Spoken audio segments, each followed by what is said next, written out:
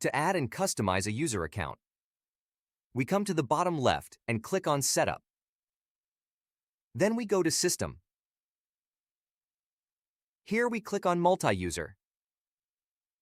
Now we have all the accounts we can add. We can add up to a maximum of 32 users. We currently have our admin account enabled. Let's say we wanted to add user 1. We come to the User Edit column, the second to last column. Click on it. Enable it. Enter the name of the user. Whatever the name of the user is, say tech support for example. Create a password for that user.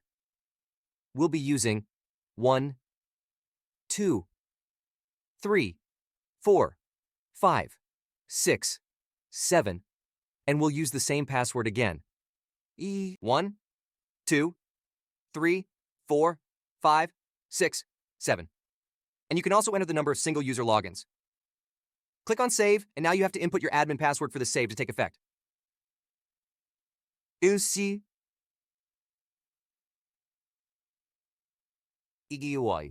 Once you're done doing that, click on Authenticate, and click on Apply, and the new user would have been enabled. This has changed from disabled to enabled. For the permissions for this user, we come to the last column with the gear icon. Click on it. This is where you can give the user you just enabled different permissions. Let's say we wanted to give the user the ability to see the live view on all the cameras. This is how we do it.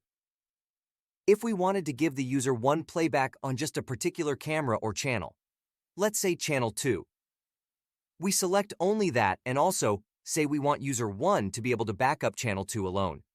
We select that. You can also give the user other permissions.